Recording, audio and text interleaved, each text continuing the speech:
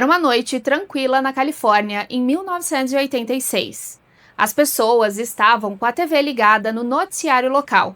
Afinal, o clima na região era de puro medo. Uma jovem tinha acabado de perder a vida de um jeito terrível ali por perto. De repente, um rosto familiar apareceu na tela. Era um policial fardado dando dicas simples de segurança para quem estivesse passando por aquela mesma estrada. Parecia só uma entrevista comum, até que o telefone da delegacia começou a tocar sem parar. Do outro lado da linha, dezenas de mulheres falavam com a polícia e todas chocadas com o que tinham acabado de ver. Elas queriam contar que tinham passado por momentos de terror naquele mesmo trecho da estrada onde o corpo da Kara foi encontrado. E quando olharam para a TV, o sangue delas simplesmente congelou. Elas reconheceram aquele homem na hora. E todas disseram a mesma coisa.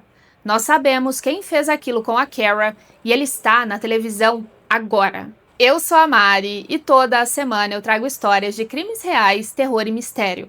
E se você gosta desse tipo de narrativa, já aproveita para se inscrever no canal e também deixe um like nesse vídeo para me ajudar na divulgação. Dito isso, então vamos para o caso de hoje. San Diego fica no sul da Califórnia, bem perto da fronteira com o México. É uma cidade conhecida pelas praias, pelo clima quente quase o ano todo e por aquela sensação de lugar tranquilo onde as coisas quase nunca acontecem. E foi exatamente ali, nesse cenário de tranquilidade, que a Kara Knott cresceu. A Kara tinha 20 anos e estudava em San Diego State University.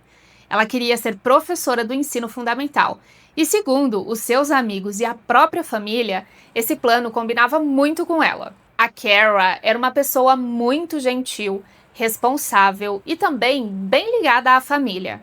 Ela era aquele tipo de filha que sempre avisava onde estava e que tinha uma rotina bem certinha. Em dezembro de 1986, a rotina da família Knott era sempre a mesma nessa época do ano. Eles adoravam o Natal, então aquela época era sempre muito especial para eles. E naquele ano não foi diferente. Eles trocaram os presentes e depois se reuniram ali na mesa para jantar. O clima era leve, eles estavam rindo, conversando e só aproveitando aquele momento juntos. No dia seguinte, a Kara pegou a chave do seu carro e foi até a cidade de Escondido para visitar o seu namorado Wayne. O caminho até lá era bem simples e levava cerca de 40 minutos, e também já fazia parte da rotina dela. Só que quando ela chegou lá na casa do namorado, o Wayne estava muito mal. Ele tinha pegado uma gripe muito forte e estava naquela fase que não conseguia nem levantar da cama. Quando a Kara viu aquilo, ela não pensou duas vezes. Ela deixou todos os seus planos de lado e decidiu ficar ali cuidando dele, enquanto ele se recuperava. Ela levava remédio na hora certa, sempre checava se ele estava com febre, trocava o copo de água e ficava sentada ali conversando e fazendo companhia. E esse era o jeito dela. Ela não se importava em abrir mão do resto das férias para cuidar de alguém. Para Kara, estar ali ajudando era algo natural. E foi só no final da tarde do dia 27 que o namorado finalmente começou a melhorar. Ele já estava bem melhor, a febre tinha abaixado e a Kara percebeu naquele momento que ele já conseguia se virar sozinho. Então, ela decidiu que era a hora de voltar para a casa dos pais. Por volta das 8h30 da noite, ela pegou o telefone e ligou para a família. A Kara avisou que já estava saindo da casa dele e que mais ou menos em uns 40 minutos já estaria lá. E os seus pais disseram que tudo bem e que eles esperariam por ela. Mas antes de pegar a estrada, a Kara parou em um posto de gasolina Chevron, que ficava bem ali no caminho. Ela desceu do seu Fusca branco, completou o tanque, pagou e seguiu viagem. E em pouco tempo, ela entrou na Interestadual 15 no sentido da sua casa. O problema é que na época, essa estrada não era como é nos dias de hoje. Assim que você saía das áreas mais movimentadas, o caminho ficava muito mais isolado. Então tinha longos trechos escuros, não tinha comércio por perto, era apenas a rodovia e mato por todo lado. E foi seguindo por esse caminho que o tempo começou a passar. 1h30 depois, a Kara ainda não tinha chegado em casa.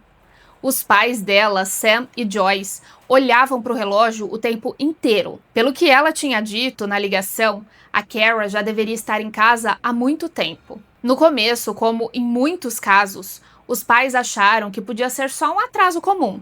Talvez ela tivesse parado para conversar com alguém, ou então o próprio Fusca dela poderia ter dado algum problema mecânico simples. Mas conforme o tempo ia passando, essa ideia perdia totalmente a força. Até porque a Kara não era assim. Se ela tivesse que parar por 5 minutos, ela daria um jeito de avisar os pais. O tempo foi passando, a Kara não chegava em casa, e quando o relógio marcou 11 horas da noite, o clima lá já era outro. A Joyce não conseguia mais ficar sentada, ela ficava andando de um lado para o outro, e o Sam ainda tentava manter o controle, mas naquele momento os dois já sabiam que tinha alguma coisa errada. Chegou um ponto que eles já estavam tão desesperados que eles perceberam que ficar ali, esperando uma ligação da filha, era a pior coisa a se fazer. Então, os dois decidiram sair de casa. Eles entraram no carro da família e foram direto para a rodovia. O Sam dirigia bem devagar e ele ficava olhando nos acostamentos, na saída da estrada e procurava qualquer sinal do Fusca da filha. Depois de um tempo rodando ali na estrada, o Sam avistou uma viatura de polícia rodoviária que estava parada com 2 policiais. Ele encostou no acostamento e foi direto falar com os policiais. Ele disse que a filha estava desaparecida, que ela era muito responsável, mas que ainda não tinha chegado em casa, e que essa situação era completamente fora do normal. Ele ainda pegou a placa da filha, entregou para os agentes e pediu para que, se eles vissem alguma coisa e pudesse ajudar, ele ficaria muito grato. Depois disso, o Sam voltou para o carro e ele e a Joyce continuaram as suas buscas. Os dois não paravam por nada. Eles iam entrando em cada saída, eles olhavam em cada acostamento e sempre procurando qualquer sinal daquele Fusca branco. Até que em um momento da madrugada eles já não sabiam mais o que fazer e eles ligaram para Cynthia, que era a irmã mais velha da Kara. Ela e o marido, quando ouviram a ligação e ficaram sabendo que a irmã estava desaparecida, eles ficaram desesperados. Então, os dois decidiram que também pegariam o carro e iriam para a estrada para ajudar nas buscas. Agora você já tinha 2 carros da família fazendo aquele mesmo trajeto. Eles iam e voltavam inúmeras vezes, sempre por aquela Interestadual 15. Só que as horas foram passando e eles não encontravam absolutamente nada. Já estava quase começando a clarear o dia, quando a Cynthia e o marido decidiram entrar em uma saída chamada Mercy Road. Era uma rampa, basicamente, que levava até uma estrada de terra.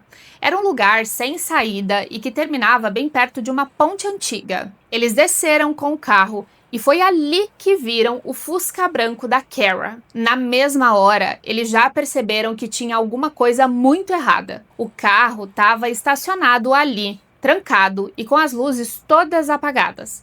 A janela do motorista estava parcialmente aberta e quando eles viram aquilo, correram até lá para ver se eles encontravam a Kara. Mas quando os dois se aproximaram, eles perceberam uma outra coisa. No banco do passageiro estava o cartão de crédito dela e o recibo daquele posto Chevron que ela tinha abastecido o carro quando estava indo para sua casa. A chave continuava na ignição e no banco de trás eles viram os pertences da Kara, mas ela não estava em lugar nenhum.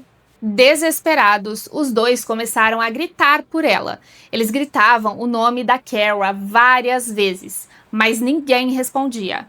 E foi aí que eles decidiram chamar a polícia. Em pouco tempo, várias viaturas já estavam no local. Os oficiais começaram a olhar toda aquela área em volta da ponte e em determinado momento eles decidiram descer por aquele barranco que ficava abaixo da estrada. E foi justamente durante essa busca que veio a descoberta que ninguém queria. No fundo do barranco, eles encontraram o corpo da Kara. E na mesma hora, os investigadores já perceberam que aquilo não tinha sido um acidente. As evidências mostravam que a Kara tinha sido estrangulada com uma corda e depois jogada de cima da ponte. Outra coisa que chamava muito a atenção é que a polícia percebeu que a Kara tinha tentado lutar contra o seu agressor. Assim que eles perceberam isso, a notícia se espalhou muito rápido. Em poucas horas não se falava em outra coisa em San Diego. Ninguém conseguia entender como aquilo tinha acontecido com ela. E o impacto do crime foi tão grande que naquele dia a sensação de segurança da cidade simplesmente desapareceu e o medo tomou conta de todo mundo. As pessoas não olhavam mais para aquela estrada do mesmo jeito. Ela deixou de ser um caminho comum e passou a ser vista como um lugar muito perigoso.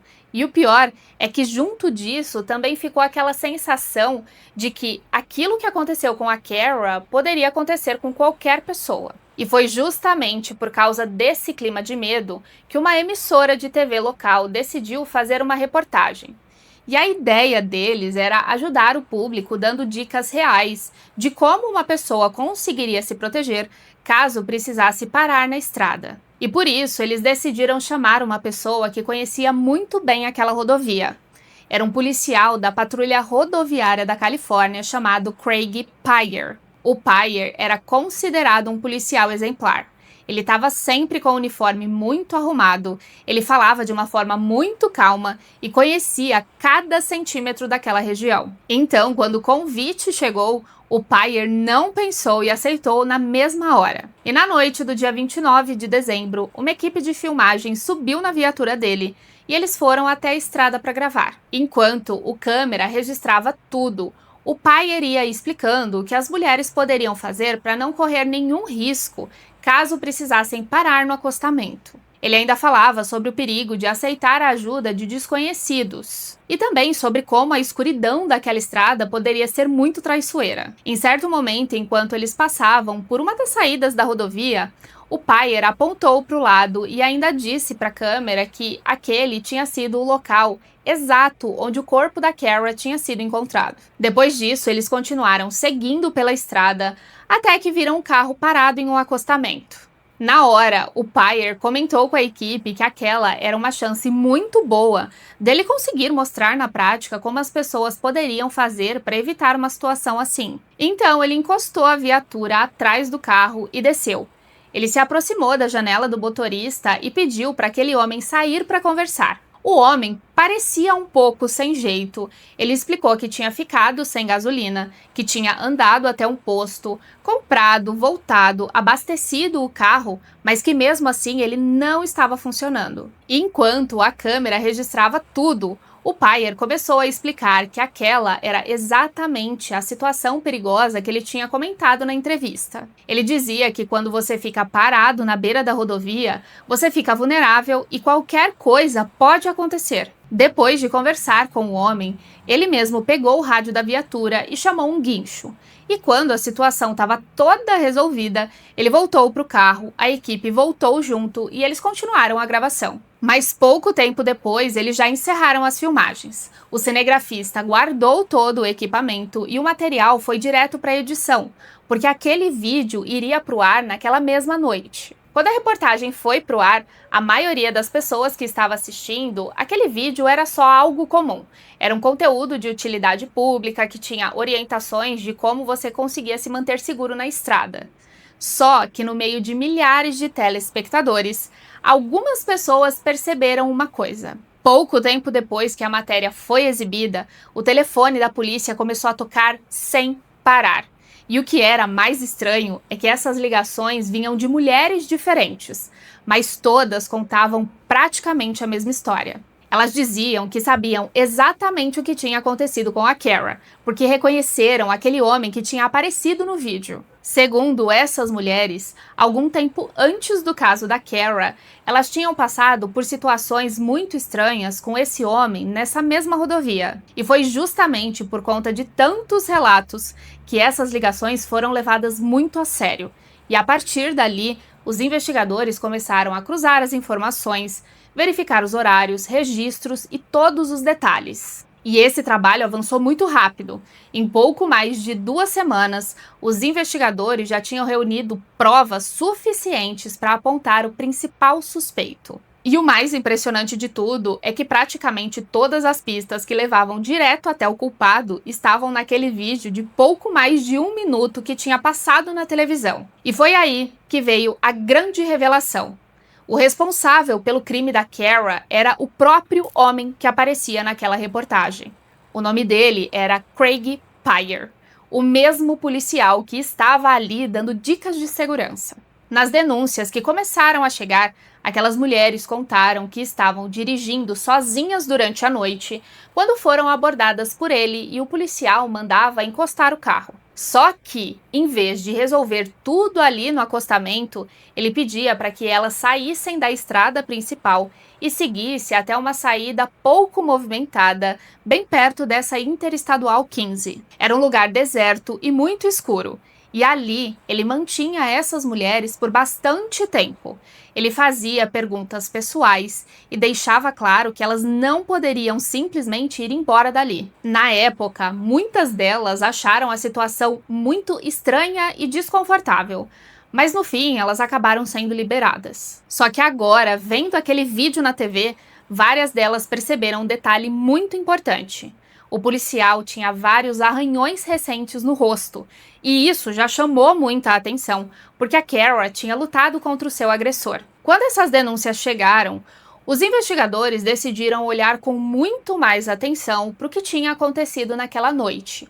E conforme a investigação avançava, as peças começavam a se encaixar. Durante a perícia, eles encontraram fibras de tecido nas mãos da Kara. E essas fibras vinham justamente do uniforme da Patrulha Rodoviária da Califórnia. Ao mesmo tempo, os registros confirmavam que o Payer estava de serviço naquela mesma região, naquele exato horário do crime. E também tinha mais uma coisa.